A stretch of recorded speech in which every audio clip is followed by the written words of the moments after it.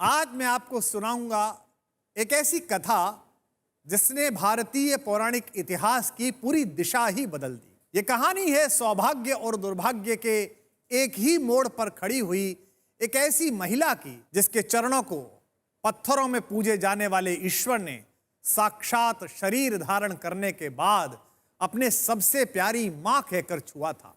आप समझ गए होंगे कि मैं आज आप सबको त्रैलोक्य के स्वामी मेरे आराध्य राघवेंद्र श्री राम की सौतेली माता कैकेयी और उनके प्रसिद्ध हठ की कहानी सुनाने जा रहा हूं। भगवान राम की 3 माताएं थीं और बचपन में तो उन्हें सबसे ज्यादा प्रेम कैकेयी से ही था। ऐसा कई बार होता था कि वे मां कौशल्या की गोद में सोते सोते छोटी मां कैकेयी का सपना देखते थे और जब उनकी नींद टूट जाती थी तो वे कौशल्या माता से कैकेयी के पास जाने की जिद करके रोने लगते थे। एक ऐसी मां जिस बच्चे को बचपन में इतना दुलारे, इतना प्रेम करे, उसको ही वनवास देने का हठ ठान बैठे, किस स्थिति में हुआ होगा? आज की कथा हमें यही बताएगी। महाराज दशरथ ने सुबह ही सुबह स्नान के बाद दर्पण में अपने कान के पास एक सफेद रंग का बाल देखा।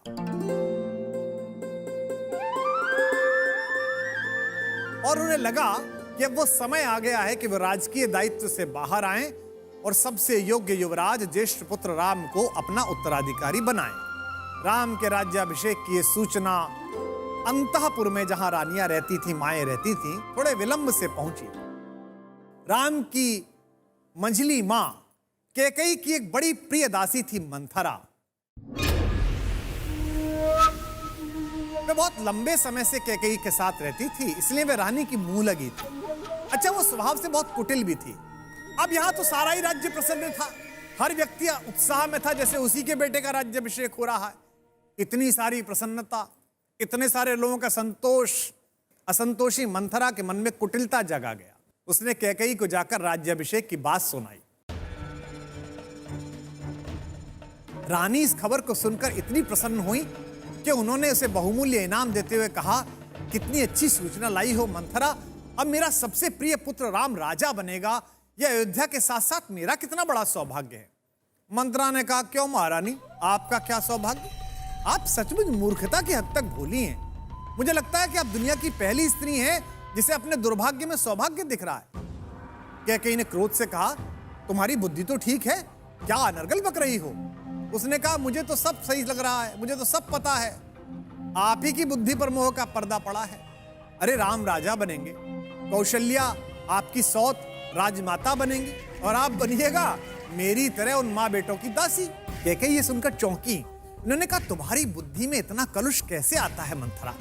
राम मेरा भी बेटा है। ऐसे ही मंथरा ने कहा, अच्छा स्वयं बताइए, कोई भी राजा बने, मुझे क्या, मैं तो दासी ही रहूंगी। बस मैं तो इतना चाहती हूं कि आप रानी हैं तो राजमाता भी आप बने, आपको दासी ना बनना पड़े। लेकिन अब आपको अपने भले की बात बुरी लग रही है तो मैं क्या करूं, अब मैं कुछ नहीं बोलूंगी। मैं तो कहकर एक तरफ हो गई। विचार का जो विष मंथरा ने रानी कैकेयी के मन में डाला था, उसका प्रभाव धीरे धीरे सामने आने लगा। एक दासी, कुटिल स्वभाव की दासी, महारानी कैकेयी की सलाहकार बनी और यहां से प्रारंभ हुआ निष्ठुर नियति का एक निराला खेल। पूरा अयोध्या महाराज दशरथ के ज्येष्ठ पुत्र के राज्याभिषेक की तैयारी में लगा हुआ है। मंथरा की दुर्बुद्धि का शिकार हुई कैकेयी को उस समय मंथरा अपनी सबसे बड़ी शुभचिंतक लगने लगी। कैकेयी ने पूछा कि तुमने तो समस्या मात्र बताई मंथरा, इसका निदान क्या है, इसका समाधान क्या है? अगर ज्येष्ठ लोग और स्वयं महाराज दशरथ ये तय कर चुके हैं कि राम का ही राज्याभिषेक होगा, तो मैं एक रानी मात्र होने से इस राज्याभिषेक को कैसे रोक सकती हूं? मंथरा ने कहा, आप सरल तो हैं ही, आप बहुत ही भुलक्कड़ भी हैं। आपको याद है जब आपने संभासुर के साथ युद्ध में महाराज दशरथ की प्राण रक्षा की थी तो उन्होंने आपको 2 वरदान दिए थे और युद्ध क्षेत्र में खड़े होकर आपने कहा था, महाराज मैं अभी क्या मांगू, कभी समय आएगा तो आपसे कुछ मांग लूंगी। कैकेयी ने कहा, हाँ हाँ वो तो मुझे याद है और मैंने वो वरदान अब तक मांगे भी नहीं है। मंथरा ने कहा, बस यही उसका उचित समय है, आप 2 वरदान मांगिए। पहला वरदान तो ये कि आपके पुत्र भरत का राज्याभिषेक हो। और दूसरा वरदान यह मांगिए कि राम को 14 वर्ष का वनवास मिले। महारानी कैकेयी ने मंथरा की दुर्बुद्धि पूर्ण सलाह को मानते हुए दोनों वरदानों की प्राप्ति के लिए महाराज दशरथ जैसे पिता के सम्मुख भयंकर हठ किया। वचनबद्ध राजा को भीगे नयन और कांपते शरीर के साथ वो निर्णय करना पड़ा जो उनकी आत्मा के विपरीत था। राम को वनवास मिला। तापस वेश विशेष उदासी 14 बरस राम वनवासी। इस घटना ने न केवल अयोध्या बल्कि पूरे संसार का इतिहास सदा के लिए बदल दिया। अपने बड़े भाई की चरण पादुकाएं राज सिंहासन पर रखकर राज्य की देखभाल करते भरत भाइयों के बीच प्रेम का पर्याय बन गए और वनवास काटते युवराज राम को नियति ने 14 वर्ष में जो युवराज निकला था उसे प्रभु श्री राम मनाकर वापस लाया।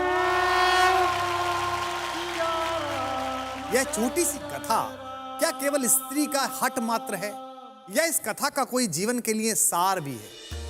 इस कथा का प्रतीक शास्त्र समझिए, पर इसका सबसे बड़ा सार यह है कि जब जब आपके साथ के लोग मंथरा जैसे कुटिल होंगे, जब जब आप दुष्टों को अपने जीवन में हस्तक्षेप करने का अधिकार देंगे, जब जब आप कलुषित हृदय वाले लोगों की सलाह सुनेंगे, तब तब आप चाहे अंदर से कितने भी सात्विक हों, आपके अंदर का सात्विक तत्व राम तत्व अंततः वनवासी हो ही जाए।